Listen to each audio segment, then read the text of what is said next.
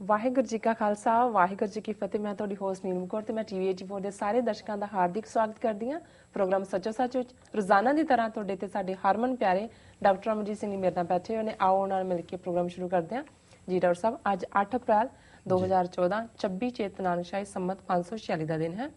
ਤੇ ਤੁਸੀਂ ਸਾਡੇ ਦਰਸ਼ਕਾਂ ਨੂੰ ਦੱਸੋਗੇ ਕਿ ਤੁਹਾਡਾ ਵੀਕਐਂਡ ਕਿਸ ਤਰ੍ਹਾਂ ਗੁਜ਼ਰਿਆ ਤੇ ਅੱਜ ਦਾ ਕੋਈ ਅਹਿਮ ਮੁੱਦਾ।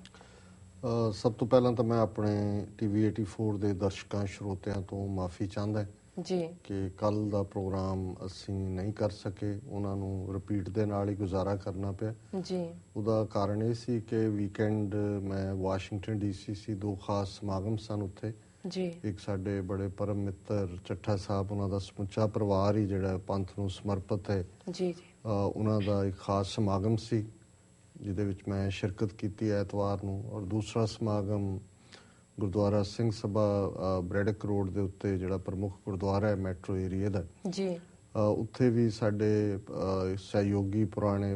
ਵੀਰ ਕਸ਼ਮੀਰ ਸਿੰਘ, ਉਹਨਾਂ ਦੇ ਬ੍ਰਦਰ ਇਨ ਲਾਅ ਚੜ੍ਹਾਈ ਕਰ ਗਏ ਸਨ। ਉਹਨਾਂ ਦੀ ਯਾਦ ਅੰਤਮ ਅਰਦਾਸ ਸੀ ਜੀ, ਉਹਦੇ 'ਚ ਸ਼ਮੂਲੀਅਤ ਕੀਤੀ। ਸੋ ਮੈਂ ਅਦਰਵਾਈਜ਼ ਤਾਂ ਬਾਈ ਟ੍ਰੇਨ ਜਾਂ ਬਾਈ ਪਲੇਨ ਯੂਜਲੀ ਆਉਂਦਾ ਜੀ ਜੀ। ਪਰ ਕੱਲ ਸਾਡੇ ਦੋ ਹੋਰ ਮਿੱਤਰ ਨਿਊਯਾਰਕ ਆ ਰਹੇ ਸੀ ਡਰਾਈਵ ਕਰਕੇ, ਸੋ ਉਹਨਾਂ ਨੇ ਕਿਹਾ ਵੀ ਤੁਸੀਂ ਸਾਡੇ ਨਾਲ ਹੀ ਚੱਲੋ। ਜੀ ਜੀ। ਪਰ ਇਹ ਸਫ਼ਰ ਇੰਨਾ ਲੰਬਾ ਹੋਇਆ ਕਿ ਆਮ ਤੌਰ ਤੇ ਜਿਹੜਾ 4.5 ਘੰਟੇ ਲੱਗਦੇ ਨੇ, ਆਲਮੋਸਟ 8 ਘੰਟੇ ਅਸੀਂ ਟ੍ਰੈਫਿਕ 'ਚ ਰਹੇ। ਕੱਲ ਬਾਰਿਸ਼ ਹੋ ਰਹੀ ਸੀ ਵਾਸ਼ਿੰਗਟਨ ਤੋਂ ਲੈ ਕੇ ਨਿਊਯਾਰਕ ਤੱਕ। ਜੀ ਜੀ। ਸੋ ਜਦੋਂ ਤੱਕ ਅਸੀਂ ਨਿਊਯਾਰਕ ਨੂੰ ਟੱਚ ਕੀਤਾ ਆਲਰੇਡੀ ਸਾਡਾ ਟਾਈਮ ਹੋ ਗਿਆ ਸੀ, ਸੋ ਅਸੀਂ ਮਾਫੀ ਚਾਹੁੰਦੇ ਜੀ। ਬਾਕੀ ਜਿਹੜਾ ਮੁੱਦੇ ਦੀ ਗੱਲ ਕੀਤੀ ਹੈ, ਮੈਂ ਸਮਝਦਾ ਵੀ ਜਿਹੜੀ ਇੱਕ ਵਿਸ਼ੇਸ਼ ਘਟਨਾ ਜਿਹਨੂੰ ਆਲਮੋਸਟ ਸਾਰੇ ਹੀ ਇੰਡੀਅਨ ਇਲੈਕਟ੍ਰੋਨਿਕ ਔਰ ਪ੍ਰਿੰਟ ਮੀਡੀਆ ਨੇ ਬਿਲਕੁਲ ਅਣਗੌਲਿਆ ਕੀਤਾ ਔਰ ਬੜੀ ਪ੍ਰਮੁੱਖ ਖਬਰ ਹੈ ਸਿੱਖ ਹਲਕਿਆਂ ਲਈ ਵੀ, ਭਾਰਤ ਦੇ ਘੱਟ ਗਿਣਤੀਆਂ ਦੇ ਹਵਾਲੇ ਨਾਲ ਵੀ। ਔਰ ਜਦੋਂ ਅਸੀਂ ਇੱਕ ਪਾਸੇ ਦੇਖ ਰਹੇ ਹਾਂ ਕਿ ਵਾਈਟ ਹਾਊਸ ਦੀ ਔਰ ਸਟੇਟ ਡਿਪਾਰਟਮੈਂਟ ਦੀ ਨੀਤੀ ਬਦਲੀ ਹੈ ਭਾਰਤ ਪ੍ਰਤੀ, ਜਿਵੇਂ ਅਮਰੀਕਨ ਐਂਬੈਸਡਰ ਨੂੰ ਪਹਿਲਾਂ ਫੋਰਸ ਕੀਤਾ ਗਿਆ ਕਿ ਉਹ ਜ਼ਰੂਰ ਹੀ ਮਿਲੇ ਨਰਿੰਦਰ ਮੋਦੀ ਨੂੰ, ਉਹ ਜਾ ਕੇ ਮਿਲੀ ਔਰ ਬਾਅਦ ਦੇ ਵਿੱਚ ਫਰਸਟ੍ਰੇਸ਼ਨ ਦੇ ਵਿੱਚ ਜਾ ਕਿਵੇਂ ਆਲਮੋਸਟ ਉਹਦਾ 36-37 ਸਾਲ ਦਾ ਕੈਰੀਅਰ ਸੀ ਉਸ ਬੀਬੀ ਦਾ, ਨੈਂਸੀ ਪੋਵਲ ਦਾ, ਉਹਨੇ ਅਸਤੀਫਾ ਦਿੱਤਾ ਜੀ ਕਿਉਂਕਿ ਉਸ ਤੋਂ ਜ਼ਾਹਰ ਹੈ ਵੀ ਉਹ ਨਿੱਜੀ ਤੌਰ ਤੇ ਉਸ ਦੇ ਵਿਊ ਜਿਹੜੇ ਨੇ ਉਹ ਹੋਰ ਹੋਣਗੇ, ਕਿਉਂਕਿ ਇੰਡੀਅਨ ਗਵਰਨਮੈਂਟ ਉਹਦੇ ਤੋਂ ਕਦੇ ਵੀ ਖੁਸ਼ ਨਹੀਂ ਸੀ ਜੀ। ਉਹਨੇ ਟਫ ਲਾਈਨ ਜਿਹੜੀ ਹਿਊਮਨ ਰਾਈਟਸ ਦੀ ਉਹ ਪਰਸਿਊ ਕੀਤੀ। ਉਹ ਸ਼ਾਇਦ ਇਸ ਗੱਲ ਤੇ ਵੀ ਖੁਸ਼ ਨਹੀਂ ਹੋਏਗੀ ਕਿ ਇਸ ਮੀਟਿੰਗ ਦੇ ਲਈ ਜਿਵੇਂ ਗਰਾਊਂਡ ਵਰਕ ਤਿਆਰ ਕੀਤਾ ਗਿਆ। ਸੋ ਉਸ ਤੋਂ ਬਾਅਦ ਅਸੀਂ ਦੇਖਦੇ ਹਾਂ ਕਿ ਇਹ ਜਿਹੜੀ ਖਬਰ ਦਾ ਮੈਂ ਹੁਣ ਜ਼ਿਕਰ ਕਰਨ ਲੱਗਾ ਹੈ ਇਹ ਬਿਲਕੁਲ ਉਹਦੇ ਆਪੋਜ਼ਿਟ ਹੈ ਔਰ ਇਹ US ਕਾਂਗਰਸ ਦੇ ਵਿੱਚ ਇਹ ਹੀਅਰਿੰਗ ਹੋਈ ਹੈ ਜੀ। US ਕਾਂਗਰਸ ਦਾ ਜਿਹੜਾ ਇੱਕ ਸਪੈਸ਼ਲ ਕਾਂਗਰਸ ਦੇ ਵਿੱਚ ਸੈਨੇਟ ਔਰ ਹਾਊਸ ਦੋਨੋਂ ਆ ਜਾਂਦੇ ਨੇ। ਸੋ ਉਹਨਾਂ ਦਾ ਇੱਕ commission for human rights commission ਹੈ, ਕੱਲਾ ਹਿਊਮਨ ਰਾਈਟਸ ਕਮਿਸ਼ਨ। ਉਹਦੇ ਟੌਮ ਲੈਂਟੋਸ ਕਾਂਗਰਸਮੈਨ ਜਿਹੜੇ ਨੇ ਉਹਦੇ ਚੇਅਰਪਰਸਨ ਨੇ। ਉਹਨਾਂ ਨੇ ਪਿਛਲੇ 3 ਅਪ੍ਰੈਲ ਨੂੰ ਜਿਹੜਾ ਪਿਛਲਾ ਹਫਤਾ ਸੀ ਇੱਕ ਸਪੈਸ਼ਲ ਹੀਅਰਿੰਗ ਜਿਹੜੀ ਹੈ ਕਾਂਗਰਸ ਦੀ ਉਹ ਕਾਲ ਕੀਤੀ ਸੀ ਇਸ ਕਮਿਸ਼ਨ ਵੱਲੋਂ ਕਿ ਇੰਡੀਆ ਦੇ ਵਿੱਚ ਹਿਊਮਨ ਰਾਈਟਸ ਵਾਇਲੇਸ਼ਨਸ ਕੀ ਨੇ ਔਰ ਖਾਸ ਤੌਰ ਤੇ ਘੱਟ ਗਿਣਤੀਆਂ ਸਿੱਖਾਂ, ਮੁਸਲਮਾਨਾਂ, ਈਸਾਈਆਂ ਦੇ ਹਵਾਲੇ ਨਾਲ ਉੱਥੇ ਕੀ ਨੀਤੀ ਹੈ, ਪਿਛਲੀਆਂ ਸਰਕਾਰਾਂ ਦਾ ਕੀ ਪ੍ਰਭਾਵ ਹੈ ਔਰ ਹੁਣ ਨੀਤੀ ਕੀ ਚੱਲ ਰਹੀ ਹੈ। ਸੋ ਇਹ ਹੀਅਰਿੰਗ ਜਿਹੜੀ ਕਿ ਕਈ ਘੰਟੇ ਚੱਲੀ, ਉਹਦੇ ਜਿਹੜੇ ਪ੍ਰਮੁੱਖ ਜਿਨ੍ਹਾਂ ਨੇ ਟੈਸਟੀਫਾਈ ਕੀਤਾ ਉਸ ਕਮਿਸ਼ਨ ਦੇ ਸਾਹਮਣੇ ਆ ਕੇ, ਉਹਨਾਂ ਦੇ ਵਿੱਚ ਕੈਟਰੀਨਾ ਲੈਂਟਸ ਸਵੈਟ ਜਿਹੜੇ ਕਿ ਵਾਈਸ ਚੇਅਰ ਨੇ United States commission on international religious freedom ਦੀ ਬੀਬੀ ਹੈ ਜੀ। ਫਿਰ ਜੌਨ ਸਿਫਟਨ, ਇਹ ਹਿਊਮਨ ਰਾਈਟਸ ਵਾਚ ਜਿਹੜਾ ਪ੍ਰਮੁੱਖ ਅਮਰੀਕਾ ਦਾ ਹਿਊਮਨ ਰਾਈਟਸ ਗਰੁੱਪ ਹੈ ਉਸ ਦੇ ਐਗਜ਼ੈਕਟਿਵ ਡਾਇਰੈਕਟਰ ਨੇ। ਰੋਬਿਨ ਫਿਲਿਪਸ, ਇਹ ਐਡਵੋਕੇਟਸ ਫਾਰ ਹਿਊਮਨ ਰਾਈਟਸ ਦੇ ਐਗਜ਼ੈਕਟਿਵ ਡਾਇਰੈਕਟਰ ਨੇ। ਜੌਨ ਦਿਆਲ, ਇਹ ਸੈਕਟਰੀ ਜਨਰਲ ਨੇ ਆਲ ਇੰਡੀਆ ਕ੍ਰਿਸਚਨ ਕੌਂਸਲ ਦੇ ਜੀ। ਮੈਨੂੰ ਵੀ 3-4 ਸਾਲ ਪਹਿਲਾਂ ਕੈਪੀਟਲ ਹਿੱਲ ਤੇ ਇੱਕ ਸੈਮੀਨਾਰ ਦੇ ਦੌਰਾਨ ਮਿਸਟਰ ਜੌਨ ਦਿਆਲ ਦੇ ਨਾਲ ਕੋ ਪੈਨਲਿਸਟ ਹੋਣ ਦਾ ਵੀ ਜਿਹੜਾ ਉਹ ਸਬਬ ਬਣਿਆ। ਸੋ ਇਹ ਇੰਡੀਅਨ ਕ੍ਰਿਸਚਨਸ ਦੀ ਆਵਾਜ਼ ਨੇ ਔਰ ਕਾਫੀ ਚੰਗੇ ਢੰਗ ਨਾਲ ਇਹ ਜੋ ਉੱਥੇ ਈਸਾਈਆਂ ਨਾਲ ਹੁੰਦੇ ਉਸ ਦੀ ਪ੍ਰੈਜੈਂਟੇਸ਼ਨ ਦਿੰਦੇ ਨੇ ਜੀ ਜੀ।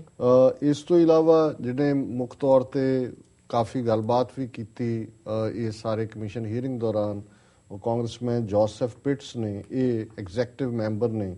US ਸਰਵ ਤੇ। ਔਰ ਇਹਨਾਂ ਤੋਂ ਇਲਾਵਾ ਜਿਹੜੀ ਇੱਕ ਆਵਾਜ਼ ਜਿਹੜੀ ਕਿ ਡਾਈਸੈਂਟਿੰਗ ਸੀ ਜਾਂ ਜਿਹੜੀ ਵਿਰੋਧ ਦੇ ਵਿੱਚ ਸੀ, ਹੁਣ ਤੱਕ ਅਮਰੀਕਨ ਕਾਂਗਰਸ ਦੀ ਹਿਸਟਰੀ ਦੇ ਵਿੱਚ ਇੱਕੋ ਇੱਕ ਕਾਂਗਰਸ ਵੂਮਨ ਹਿੰਦੂ ਕਾਂਗਰਸ ਵੂਮਨ ਬਣੀ ਹੈ ਜਿਹਦਾ ਨਾਂ ਤੁਲਸੀ ਗੈਬਰਡ ਹੈ। ਔਰ ਇਸ ਬੀਬੀ ਨੇ, ਹਾਲਾਂਕਿ ਇਹਦਾ ਘਰ ਵਾਲਾ ਗੋਰਾ ਹੈ ਕਿਉਂਕਿ ਗੈਬਰਡ ਉਹਦਾ ਲਾਸਟ ਨੇਮ ਉਹਦਾ ਹੀ ਪਿਕ ਕੀਤਾ, ਪਰ ਇਹ ਤੁਲਸੀ ਹੈ। ਤੇ ਬੀਬੀ ਤੁਲਸੀ ਨੇ ਫਿਰ ਖੁੱਲ ਕੇ ਇੰਡੀਅਨ ਗਵਰਨਮੈਂਟ ਦੇ ਹੱਕ ਦੇ ਵਿੱਚ ਜਿਹੜੀ ਆ ਉਹ ਵਕਾਲਤ ਕੀਤੀ। ਸੋ ਸਾਡੇ ਲਈ ਇਹ ਕਾਫੀ ਅਹਿਮ ਗੱਲ ਹੈ ਕਿ ਜੇ ਇੱਕ ਪਾਸੇ ਸਟੇਟ ਡਿਪਾਰਟਮੈਂਟ ਜਾਂ white house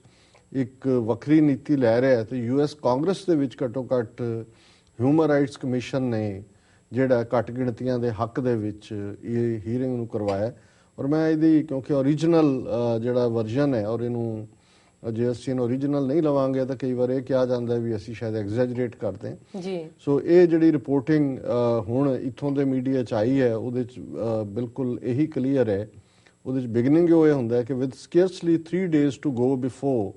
India's general elections kick off, a high-level official commission looking into the violations of human rights of religious minorities in India said, ਇਹ ਹੈ ਮਤਲਬ ਕਿ ਵੀ ਭਾਰਤ ਚੋਣਾਂ ਜਿਹੜੀਆਂ ਨੇ ਉਸ ਤੋਂ ਜਸਟ 3 ਦਿਨ ਪਹਿਲਾਂ ਅਫੀਸ਼ੀਅਲ ਕਮਿਸ਼ਨ ਨੇ ਭਾਰਤ ਦੇ ਵਿੱਚ ਮਨੁੱਖੀ ਹੱਕਾਂ ਦੇ ਸੰਬੰਧੀ ਗੰਭੀਰ ਨੋਟਿਸ ਲੈਂਦਿਆਂ ਜਿਹੜਾ ਕਿਹਾ, ਫਿਰ ਅੱਗੇ ਕੌਮਿਆਂ ਦੇ ਵਿੱਚ ਹੈ ਕੋਟ, several outbreaks of communal violence against religious minorities, including the 2002 Gujarat riots targeting Muslims, the 2007 mob attacks against Christians in Odisha, and the anti-Sikh riots in 1984 have socially and economically marginalized large pockets of religious minority communities. ਉਹਨਾਂ ਨੇ ਤਿੰਨੋਂ ਹੀ ਕੌਮਾਂ ਨਾਲ ਕੀ ਹੋਇਆ, ਪ੍ਰਮੁੱਖ ਘਟਨਾਵਾਂ ਪਿਛਲੇ ਸਾਲਾਂ ਜਿਹਦਾ ਜ਼ਿਕਰ ਕੀਤਾ ਹੈ। 1984 ਚ ਸਿੱਖਾਂ ਦੇ ਖਿਲਾਫ ਹੋਈ ਹਿੰਸਾ, 2002 ਦੇ ਵਿੱਚ ਗੁਜਰਾਤ ਵਿੱਚ ਮੁਸਲਮਾਨਾਂ ਦੇ ਖਿਲਾਫ ਹੋਈ ਹਿੰਸਾ, ਔਰ 2007 ਦੇ ਵਿੱਚ ਉੜੀਸਾ ਦੇ ਵਿੱਚ ਕ੍ਰਿਸਚੀਅਨਸ ਦੇ ਉੱਤੇ ਹੋਏ ਭੀੜਾਂ ਦੇ ਹਮਲੇ। ਉਹਨਾਂ ਨੇ ਕਿਹਾ ਵੀ ਇਹ ਜਿਹੜੀਆਂ ਤਿੰਨੋਂ ਹੀ ਘਟਨਾਵਾਂ ਇਹਨਾਂ ਤਿੰਨਾਂ ਕਮਿਊਨਿਟੀਜ਼ ਦੇ ਨਾਲ ਹੋਈਆਂ, ਉਹਨਾਂ ਨੇ socially and economically marginalise large pockets, ਕਿ ਇੱਕ ਵੱਡਾ ਹਿੱਸਾ ਇਹਨਾਂ ਤਿੰਨਾਂ ਕੌਮਾਂ ਦਾ ਉਹਨਾਂ ਨੂੰ ਸਮਾਜਿਕ ਤੌਰ ਤੇ ਔਰ ਆਰਥਿਕ ਤੌਰ ਤੇ ਹਾਸ਼ੀਏ ਦੇ ਉੱਤੇ ਲੈ ਆਉਂਦੇ। ਕਿ ਸਿਰਫ ਉਹਨਾਂ ਦੀਆਂ ਕਿਲਿੰਗਸ ਹੀ ਨਹੀਂ ਹੋਈਆਂ, ਇਹਦੇ ਨਾਲ ਜਿਹੜਾ ਉਹਨਾਂ ਦੀ ਸਮਾਜਿਕ ਔਰ ਆਰਥਿਕ ਇਹ ਵੀ ਉਹਨਾਂ ਦਾ ਨੁਕਸਾਨ ਹੋਇਆ, ਉਹਦੇ ਮਾਰਜਨ ਤੇ ਆ ਗਏ। ਹੁਣ ਇਹ ਜਿਹੜੀ ਹੀਅਰਿੰਗ ਹੈ ਰੀਬਰਨ ਹਾਊਸ ਬਿਲਡਿੰਗ ਹੈ ਕੈਪੀਟਲ ਹਿੱਲ ਤੇ ਉਹਦੇ ਵਿੱਚ ਹੋਈ, ਔਰ ਇਹਦੇ 'ਚ ਮੁੱਖ ਤੌਰ ਦੇ ਉੱਤੇ ਜਿਹੜਾ ਵਿਸ਼ਾ ਰਿਹਾ, ਔਰ ਇਸ ਨੂੰ ਸਭ ਤੋਂ ਪਹਿਲਾਂ ਜਿਹੜੀ ਉਹਦੀ ਬਿਗਨਿੰਗ ਹੀ ਹੁੰਦੀ ਹੈ, underlying problems have been exacerbated by the implementation of Freedom of Religious Act across 5 Indian states, which have led to higher reported incidents of intimidation, discrimination, harassment and violence against minorities. ਇਹ ਹੁਣ commission ਨੇ ਕਿਹਾ ਵੀ 5 ਸਟੇਟਾਂ ਨੇ India 'ਚ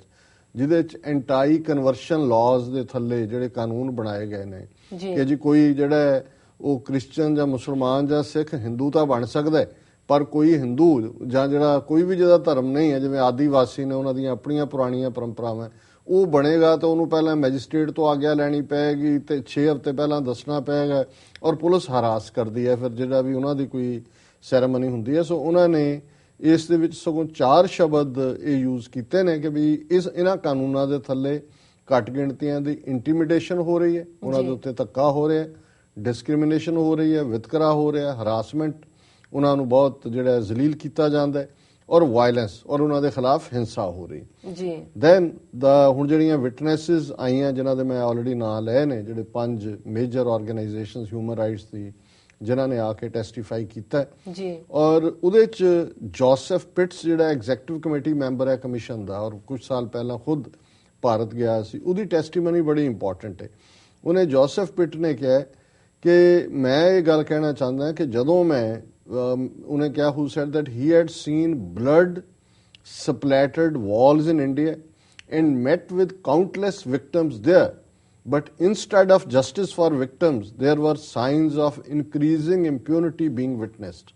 ਕਿ ਮੈਂ ਭਾਰਤ ਦੇ ਵਿੱਚ ਉਹ ਲਹੂ ਦੀਆਂ ਭਿੱਜੀਆਂ ਕੰਨਾਂ ਦੇਖੀਆਂ ਨੇ ਜਿੱਥੇ ਲੋਕ ਮਾਰ ਕੇ ਉਹਨਾਂ ਦੇ ਲਹੂ ਦੇ ਛਿੱਟੇ ਨੇ, ਔਰ ਮੈਂ ਬਹੁਤ ਸਾਰੇ ਉਹਨਾਂ ਪੀੜਤਾਂ ਨੂੰ ਮਿਲਿਆ, ਔਰ ਉਹਨਾਂ ਨੇ ਕਿਹਾ ਕਿ ਵੀ ਜਿਹੜੀ ਹਕੀਕਤ ਉਹ ਇਹ ਹੈ ਕਿ ਬਜਾਏ ਉਹਨਾਂ ਨੂੰ ਜਸਟਿਸ ਦੇਣ ਦੇ, ਨਿਆਂ ਦੇਣ ਦੀ ਥਾਂ ਤੇ ਜਿਹੜੇ ਲੋਕ ਇਹ ਕਰਨ ਵਾਲੇ ਨੇ ਉਹ ਫ੍ਰੀਲੀ ਘੁੰਮ ਰਹੇ ਨੇ, ਉਹ ਇੰਪਿਊਨਿਟੀ ਹੈ, ਉਹਨਾਂ ਨੂੰ ਕੋਈ ਉਹ ਜਵਾਬਦੇਹ ਨਹੀਂ ਹੈ ਕਿਸੇ ਨੂੰ, ਔਰ ਇਹਦੇ ਨਾਲ ਬਾਕੀਆਂ ਦਾ ਜਿਹੜਾ ਹੈ ਉਹ ਇੱਕ ਫੀਅਰ ਪੈਦਾ ਹੋ ਰਿਹਾ ਜੀ। ਹੁਣ ਜਿਹੜੀ ਕਾਂਗਰਸ ਵੂਮਨ ਤੁਲਸੀ ਗੈਬਰਡ ਹੈ, ਜਿਹੜੀ ਹਿੰਦੂ ਬੀਬੀ ਬਣੀ ਹੈ, ਕਾਂਗਰਸ 'ਚ ਆਈ ਹੈ ਪਹਿਲੀ ਵਾਰ, ਉਹਨੇ ਬਿਲਕੁਲ ਆਪੋਜ਼ਿਟ ਲਾਈਨ ਲਈ ਟੈਸਟੀਫਾਈ ਕਰਦਿਆਂ ਉਹਨੇ ਕਿਹਾ, ਆਈ fear that the goal of this hearing is to ultimately influence the outcome of this election, and this could undermine the shared interest between the US and India. ਉਹਨੇ ਕਿਹਾ ਕਿ ਜੀ ਮੈਨੂੰ ਇਹ ਲੱਗਦਾ ਹੈ ਕਿ ਇਹ ਜਿਹੜੀ ਅੱਜ ਹੀਅਰਿੰਗ ਹੋ ਰਹੀ ਹੈ, ਇਹਦਾ ਮਕਸਦ, ਉਹਨਾਂ ਦੀ ਕੋਈ ਹੀਅਰਿੰਗ ਕਰਨ ਦਾ ਮਕਸਦ ਇਹ ਹੀ ਹੈ ਕਿ ਜਿਹੜੀਆਂ ਭਾਰਤ ਦੇ ਵਿੱਚ ਚੋਣ ਨਤੀਜੇ ਨੇ ਉਹਨਾਂ ਨੂੰ ਪ੍ਰਭਾਵਿਤ ਕੀਤਾ ਜਾਏ। ਮਤਲਬ ਇਹ ਹੈ ਵੀ ਬੀਜੇਪੀ ਦੇ ਖਿਲਾਫ ਕਰਨ ਦੇ ਲਈ ਇਹ ਕੀਤੀ ਗਈ। ਉਹਨੇ ਕਿਹਾ ਜੀ ਜੇ ਇਸ ਤਰ੍ਹਾਂ ਦੀ ਗੱਲ ਹੁੰਦੀ ਹੈ ਤੇ ਇਹਦੇ ਨਾਲ ਭਾਰਤ ਔਰ ਅਮਰੀਕਾ ਦੇ ਸੰਬੰਧ ਜਿਹੜੇ ਨੇ ਉਹ ਖਰਾਬ ਹੋਣਗੇ। ਲੇਕਿਨ ਜਿਹੜੀ ਸਭ ਤੋਂ strong testimony United States commission on international religious freedom ਦੀ ਜਿਹੜੀ ਬੀਬੀ ਕੈਟਰੀਨ ਸਵੈਟ ਨੇ ਲਈ, ਉਹ ਬੜੀ, ਮੈਂ ਸਮਝਦਾ ਵੀ ਮੈਂ ਜਦੋਂ ਇਹ ਦੇਖ ਰਿਹਾ ਸੀ ਮੈਂ ਕਿਹਾ ਸਾਨੂੰ ਇੱਕ ਸਿੱਖ ਹੋਣ ਦੇ ਨਾਤੇ ਸ਼ਰਮ ਮਹਿਸੂਸ ਹੁੰਦੀ ਹੈ ਕਿ ਸਾਡੀ ਧਿਰ ਉੱਥੇ ਬਾਦਲ ਅਕਾਲੀ ਦਲ ਬੈਠਾ ਹੈ। ਸਿੱਖਾਂ ਦੀ ਗੱਲ ਹੈ ਕਿਉਂਕਿ ਸਿੱਖਾਂ ਦੀ ਨੁਮਾਇੰਦਾ ਜਮਾਤ ਅਕਾਲੀ ਦਲ ਬਣਿਆ ਹੋਇਆ ਜੀ, ਉਹ ਨਰਿੰਦਰ ਮੋਦੀ ਦੇ ਰਾਤੇ ਚੜੇ ਹੋਏ ਨੇ, ਅੱਖਾਂ ਮੀਟ ਕੇ ਕਿ ਜੀ ਮੋਦੀ ਦੇ ਆਉਣ ਨਾਲ ਬਹੁਤ ਭਲਾ ਹੋਏਗਾ। ਲੇਕਿਨ ਹਜ਼ਾਰਾਂ ਮੀਲ ਦੂਰ ਬੈਠੇ ਇਹ ਲੋਕ ਜਿਹੜੇ ਸਿਰਫ ਇੱਥੋਂ ਬੈਠ ਕੇ ਘਟਨਾਕ੍ਰਮ ਨੂੰ ਦੇਖਦੇ ਨੇ, ਉਹਨਾਂ ਨੂੰ ਨਜ਼ਰ ਆ ਰਿਹਾ ਕਿ ਮੋਦੀ ਦੇ ਬਣਨ ਨਾਲ ਹਸ਼ਰ ਕੀ ਹੋਏਗਾ ਜੇ ਬੀਜੇਪੀ ਪਾਵਰ ਚ ਆਉਂਦੀ ਹੈ। ਇਹਦੀ ਜਿਹੜੀ ਮਿਸਿਸ ਸਵੈਟ ਦੀ ਟੈਸਟੀਮਨੀ ਹੈ ਉਹਦੇ ਚ ਉਹਨੇ ਜਿਹੜੀਆਂ ਗੱਲਾਂ ਕਹੀਆਂ ਉਹ ਮੈਂ ਜ਼ਰੂਰ ਦਰਸ਼ਕਾਂ ਨਾਲ ਸਰੋਤਿਆਂ ਨਾਲ ਸਾਂਝੇ ਕਰਾਂਗੇ ਜੀ। ਉਹਨਾਂ ਨੇ ਹੁਣ however Ms. Sweat said the US serves concern about religious freedom in India were reinforced by reports this past year of increases in communal violence including Hindu-Muslim violence in Uttar Pradesh and violence at a Christian and Muslim Dalit rally and an attack on a Buddhist complex। ਹੁਣ ਇਹ ਜਿਹੜੀਆਂ ਘਟਨਾਵਾਂ ਨੇ ਜਿਨ੍ਹਾਂ ਨੂੰ ਉੱਥੋਂ ਦਾ media ਗਾਇਬ ਕਰਦਾ ਹੈ, ਉਹਨਾਂ ਨੇ ਸਿਰਫ ਮੁਜ਼ੱਫਰਪੁਰ ਯੂਪੀ ਰਾਈਟਸ ਦੀ ਗੱਲ ਨਹੀਂ ਕੀਤੀ, ਕ੍ਰਿਸਚੀਅਨਸ ਔਰ ਦਲਿਤਸ ਦੀ ਰੈਲੀ ਦੇ ਉੱਤੇ ਵੀ ਕੀਤੇ ਅਟੈਕ ਦੀ, ਔਰ ਈਵਨ ਬੁੱਧਿਸਟ ਕੰਪਲੈਕਸ ਦੇ ਉੱਤੇ ਜਿਹੜਾ ਅਟੈਕ ਹੈ ਉਸ ਦੀ ਗੱਲ ਕੀਤੀ। ਫਿਰ ਉਹਨਾਂ ਨੇ ਇਹ ਕਿਹਾ ਕਿ we also took up the Mrs Swett also took up the subject of the violence in Gujarat in 2002 and Odisha in 2007-2008, arguing that although India established fast-track courts and special investigative team and independent commissions, ਭਾਵੇਂ ਭਾਰਤ ਨੇ ਇਹਨਾਂ ਦੇ ਲਈ ਗੁਜਰਾਤ ਉੜੀਸਾ ਲਈ fast track quickly ਫੈਸਲੇ ਲੈਣ ਵਾਲੀਆਂ ਅਦਾਲਤਾਂ ਬਣਾਈਆਂ, ਸਪੈਸ਼ਲ ਇਨਵੈਸਟੀਗੇਟਿਵ ਟੀਮਾਂ ਬਣਾਈਆਂ, ਪਰ ਇਹਦੇ ਨਾਲ ਕੋਈ ਫਰਕ ਨਹੀਂ ਪਿਆ। However, these have been used inconsistently, ਕਿ ਇਹ ਜਿਹੜੀਆਂ ਬਣਾਏ ਨੇ ਇਹਨਾਂ ਦਾ ਕੋਈ ਇੱਕ ਦੂਜੇ ਦੇ ਨਾਲ ਸੰਬੰਧ ਨਹੀਂ ਹੈ ਔਰ ਇਹ ਕੋਈ ਕੰਸਿਸਟੈਂਟਲੀ ਇਹ ਯੂਜ਼ ਨਹੀਂ ਹੋ ਰਹੇ ਜੀ, and their impact remains limited by corruption, ਔਰ ਉਹਨਾਂ ਚ ਅੱਗੇ ਕਿਉਂਕਿ ਭ੍ਰਿਸ਼ਟਾਚਾਰ ਹੈ ਇਸ ਲਈ ਉਹਦਾ ਕੋਈ ਅਸਰ ਨਹੀਂ ਹੁੰਦਾ, and insufficient capacity to investigate and prosecute cases, ਕਿਉਂਕਿ ਵਿਹਲੇ ਨਹੀਂ ਹੈ, ਕਰਨ ਵਾਲੇ ਤਾਂ ਆਪ ਨੇ ਜੀ, ਪ੍ਰੋਸੀਕਿਊਟ ਕਿਹਦੇ ਖਿਲਾਫ ਕਰਨ ਜਾਂ ਇਨਵੈਸਟੀਗੇਟ ਕਿਹਦੇ ਖਿਲਾਫ ਕਰਨ, ਐਂਡ ਐਂਟੀਕੁਏਟਡ ਜੁਡੀਸ਼ਰੀ ਐਂਡ ਰਿਲੀਜੀਅਸ ਬਾਇਸ, ਕਿ ਜੁਡੀਸ਼ਰੀ ਜਿਹੜੀ ਹੈ ਅਦਾਲਤਾਂ ਵੀ ਉਹਨਾਂ ਚ ਵਿਤਕਰੇ ਵਾਲੀ ਭਾਵਨਾ ਹੈ ਤੇ ਧਰਮ ਦੇ ਆਧਾਰ ਤੇ ਵਿਤਕਰਾ ਹੈ ਹੀ ਹੈ ਜੀ, particularly at the state and local levels, ਕਿਉਂਕਿ ਲੋਕਲ ਲੈਵਲ ਤੇ ਵੀ ਧਾਰਮਿਕ ਔਰ ਵਿਤਕਰਾ ਅਪਰ ਲੈਵਲ ਤੇ ਵੀ ਹੈ ਜੀ, ਔਰ ਉਹਦੇ ਚ ਉਹਨਾਂ ਨੇ ਖਾਸ ਤੌਰ ਤੇ ਮੋਦੀ ਜੇ ਪਾਵਰ ਚ ਆਉਂਦਾ ਤੇ ਕੀ ਹੋਏਗਾ, ਇਹ ਯੂਐਸ ਸਰਫ ਜਿਹਦਾ ਮਤਲਬ ਹੈ United States commission on international religious freedom, ਉਹਨਾਂ ਨੇ ਕਿਹਾ ਕਿ BJP and mister Modi have an association with Hindu ultra nationalist groups, ਇਹ ਹਿੰਦੂ ਨੈਸ਼ਨਲਿਸਟ ਜਿਹੜੇ ਗਰੁੱਪ ਨੇ ਰਾਸ਼ਟਰਵਾਦੀ ਉਹਨਾਂ ਦੇ ਨਾਲ ਸੰਬੰਧ ਹੈ, as well as allegations of his complicity in the Gujarat riots, ਇਹ ਦੋਸ਼ ਨੇ ਕਿ ਇਹ ਗੁਜਰਾਤ ਦੇ ਵਿੱਚ ਦੰਗਿਆਂ ਦੇ ਲਈ ਜ਼ਿੰਮੇਵਾਰ ਹੈ, ਔਰ ਉਹਨਾਂ ਨੇ ਕਿਹਾ ਵੀ ਇਹੀ ਕਾਰਨ ਹੈ ਕਿ ਯੂਐਸ ਸਟੇਟ ਡਿਪਾਰਟਮੈਂਟ ਨੇ 2005 ਦੇ ਵਿੱਚ ਮੋਦੀ ਦਾ ਵੀਜ਼ਾ ਕੈਂਸਲ ਕੀਤਾ ਸੀ, ਅਮਰੀਕਾ ਐਂਟਰੀ 9 ਸਾਲ ਤੋਂ ਚੱਲ ਰਹੀ ਹੈ। ਉਹਨੇ ਕਿਹਾ ਵੀ ਇਹ ਜੇ ਕੈਂਸਲ ਕੀਤਾ ਸੀ ਸਟੇਟ ਡਿਪਾਰਟਮੈਂਟ ਨੇ ਤਾਂ ਸਟੇਟ ਡਿਪਾਰਟਮੈਂਟ ਨੇ ਯੂਐਸ ਸਰਫ ਦੀ ਜਿਹੜੀ ਪੋਜੀਸ਼ਨ ਹੈ ਇਸ ਮੁੱਦੇ ਦੇ ਉੱਤੇ ਉਹਨੂੰ ਮਾਨਤਾ ਦਿੱਤੀ ਸੀ ਕਿ ਮੋਦੀ ਇਨਵੋਲਵ ਹੈ ਮੁਸਲਮਾਨਾਂ ਦੇ ਕਤਲੇਆਮ 'ਚ, ਇਸ ਲਈ ਉਹਦਾ ਵੀਜ਼ਾ ਜਿਹੜਾ ਕੈਂਸਲ ਕੀਤਾ ਗਿਆ। ਸੋ ਹੁਣ ਉਹਨੇ ਕਿਹਾ ਵੀ ਇਹਦਾ ਨਤੀਜਾ ਇਹ ਹੋਇਆ ਕਿ 2005 'ਚ ਇਹਦਾ ਵੀਜ਼ਾ ਕੈਂਸਲ ਹੋਇਆ ਤੇ ਸਾਡਾ United States commission on international religious freedom ਦਾ ਇੱਕ ਡੈਲੀਗੇਸ਼ਨ ਜਿਹੜਾ ਕਿ ਜੂਨ 2009 ਦੇ ਵਿੱਚ ਭਾਰਤ ਜਾਣਾ ਚਾਹੁੰਦਾ ਸੀ। ਜੀ ਉਹਨਾਂ ਨੇ ਵੀਜ਼ੇ ਲਈ ਅਪਲਾਈ ਕੀਤਾ। ਉਹਨੇ ਕਿਹਾ 5 ਸਾਲ ਹੋ ਗਏ ਨੇ, ਸਾਨੂੰ ਵੀਜ਼ਾ ਨਹੀਂ ਦਿੱਤਾ ਗਿਆ, ਕਿਉਂਕਿ ਇਹ ਕਮਿਸ਼ਨ ਕੋਈ ਵੈਸੇ ਆਮ ਗਰੁੱਪ ਨਹੀਂ ਹੈ, ਯੂਐਸ ਕਾਂਗਰਸ ਫੰਡਡ ਕਮਿਸ਼ਨ ਹੈ। ਇਹਦੀ ਰਿਪੋਰਟ ਜਿਹੜੀ ਹੈ ਉਹ ਇਹਨਾਂ ਨੂੰ ਸੀਰੀਅਸਲੀ ਲੈਣੀ ਪੈਂਦੀ ਹੈ ਜੀ ਔਰ ਉਹਦੇ ਚ ਉਹਨਾਂ ਨੇ ਕਿਹਾ ਕਿ ਵੀ ਇਹ ਅਲਟੀਮੇਟਲੀ ਜਿਹੜਾ ਇਸ਼ੂ ਹੈ ਉਹ ਇਹ ਹੈ ਕਿ ਇਹ ਘੱਟ ਗਿਣਤੀਆਂ ਮਹਿਸੂਸ ਕਰਦੀਆਂ ਕਿ ਜੇ ਨਰਿੰਦਰ ਮੋਦੀ ਔਰ ਬੀਜੇਪੀ ਦੇ ਅਲਟਰਾ ਨੈਸ਼ਨਲਿਸਟ ਪਾਵਰ ਚਾਹੁੰਦੇ ਨੇ ਜੀ ਤੇ ਫਿਰ ਉੱਥੇ ਘੱਟ ਗਿਣਤੀਆਂ ਦੀ ਸ਼ਾਮਤ ਆਏਗੀ। ਸੋ ਮੈਂ ਸਮਝਦਾ ਵੀ ਇਸ ਕਮਿਸ਼ਨ ਦੀ ਹੀਅਰਿੰਗ ਦੀ ਟਾਈਮਿੰਗ, ਉਹਦੇ ਚ ਪ੍ਰਮੁੱਖ ਹਿਊਮਨ ਰਾਈਟਸ ਜਿਹੜੇ ਗਰੁੱਪ ਨੇ ਇਨਕਲੂਡਿੰਗ ਯੂਐਸ ਸਰਫ, ਉਹਨਾਂ ਦੀ ਟੈਸਟੀਮਨੀ, ਟੌਮ ਲੈਂਟੋਸ ਦਾ ਆਪਣੇ ਆਪ ਦੇ ਵਿੱਚ ਇਹ ਕਮੈਂਟ ਔਰ ਈਵਨ ਇੰਡੀਆ ਦੇ ਫਾਸਟ ਟਰੈਕ ਕੋਰਟਸ ਔਰ ਸਪੈਸ਼ਲ ਇਨਵੈਸਟੀਗੇਟਿਵ ਟੀਮਸ ਉਹ ਵੀ ਕਿਵੇਂ ਬਾਇਸਡ ਨੇ ਔਰ ਕਿਵੇਂ ਇਸ ਸਾਰੇ ਨੇ ਸਿੱਖਾਂ, ਮੁਸਲਮਾਨਾਂ, ਈਸਾਈਆਂ ਨੂੰ ਸੋਸ਼ਲੀ ਔਰ ਇਕਨੋਮਿਕਲੀ ਹਾਸ਼ੀਏ ਦੇ ਉੱਤੇ ਲੈ ਆਉਂਦਾ ਹੈ। ਇਹ ਸੈਲੂਟ ਹੈ ਯੂਐਸ ਕਾਂਗਰਸ ਦੇ ਇਸ ਹਿਊਮਨ ਰਾਈਟਸ ਕਮਿਸ਼ਨ ਨੂੰ ਔਰ ਖਾਸ ਤੌਰ ਤੇ Tom Lantos, congressman Tom Lantos ਹਮੇਸ਼ਾ ਹੀ ਆਜ਼ਾਦੀ ਦੀ ਔਰ ਹਿਊਮਨ ਰਾਈਟਸ ਦੀ ਆਵਾਜ਼ ਹੈ ਕਿ ਇੱਕ ਪਾਸੇ ਸਾਡੀ ਧਿਰ ਜਿਹਨੇ ਜੁੱਤੀਆਂ ਖਾਣੀਆਂ ਨੇ ਫਿਊਚਰ ਚ ਘੱਟ ਗਿਣਤੀਆਂ ਨੇ, ਉਹ ਉਸ ਕਾਤਲ ਦੇ ਨਾਲ ਹੱਥ ਮਿਲਾਏ ਹੋਏ ਨੇ ਉਹਨਾਂ ਨੇ, ਔਰ ਇੱਥੇ ਬੈਠੇ ਜਿਹੜੇ ਸਮਝਣ ਵਾਲੇ ਨੇ ਗੱਲ ਕਿ ਉੱਥੇ ਕੀ ਚੱਲ ਰਿਹਾ, ਉਹਨਾਂ ਨੇ ਹੀਅਰਿੰਗ ਕੀਤੀ ਔਰ ਅਸੀਂ ਇਹ ਸਮਝਦੇ ਹਾਂ ਵੀ ਇਸ ਹੀਅਰਿੰਗ ਨੂੰ ਸਟਰੋਂਗਲੀ, ਕਿਉਂਕਿ ਯੂਐਸ ਸਰਫ ਦਾ ਫॉर ਲੌਂਗ ਇਹ ਸਟੈਂਡ ਹੈ ਕਿ ਭਾਰਤ ਨੂੰ ਕੰਟਰੀ ਆਫ ਕੰਸਰਨ, COC ਉਹਨੂੰ ਕਹਿੰਦੇ ਨੇ, ਉਹ ਬਣਾਇਆ ਜਾ। ਕੰਟਰੀ ਆਫ ਕੰਸਰਨ ਦਾ ਮਤਲਬ ਹੈ ਕਿ ਫਿਰ ਇਹਦੇ ਤੇ ਆਰਥਿਕ ਪਾਬੰਦੀਆਂ ਲੱਗਣ ਅਮਰੀਕਾ ਵੱਲੋਂ। ਸੋ ਇਹ ਜਿਹੜੀ ਸਟੇਟ ਡਿਪਾਰਟਮੈਂਟ ਦੀ ਜਾਂ ਵਾਈਟ ਹਾਊਸ ਦੀ ਪਾਲਿਸੀ ਹੈ ਉਹਦੇ ਬਿਲਕੁਲ ਉਲਟ ਐਨ 3 ਦਿਨ ਪਹਿਲਾਂ ਚੋਣਾਂ ਤੋਂ ਯੂਐਸ ਕਾਂਗਰਸ ਨੇ ਇੱਕ ਬੜਾ ਸਟਰੋਂਗ ਮੈਸੇਜ ਦਿੱਤਾ ਹੈ ਔਰ ਅਸੀਂ ਇਸ ਹਿਊਮਨ ਰਾਈਟਸ ਕਮਿਸ਼ਨ ਔਰ ਇਹ ਸਾਰੀਆਂ ਜਥੇਬੰਦੀਆਂ, ਖਾਸ ਤੌਰ ਤੇ United States commission on international religious freedom ਨੂੰ ਮੁਬਾਰਕਬਾਦ ਦਿੰਦੇ ਹਾਂ ਕਿ ਉਹਨਾਂ ਨੇ ਬਿਲਕੁਲ ਮੌਕੇ ਦੇ ਉੱਤੇ ਇਹ ਹੀਅਰਿੰਗ ਕੀਤੀ ਹੈ। ਜੀ ਡਾਕਟਰ ਸਾਹਿਬ, ਤੁਹਾਡਾ ਬਹੁਤ ਬਹੁਤ ਸ਼ੁਕਰੀਆ। ਇਸ ਦੇ ਨਾਲ ਨੇ ਬ੍ਰੇਕ ਵੀਅਰਸ, ਤੁਸੀਂ ਕਿਤੇ ਨਹੀਂ ਜਾਣਾ, ਮਿਲਦੇ ਹਾਂ ਛੋਟੇ ਬ੍ਰੇਕ ਤੋਂ ਬਾਅਦ।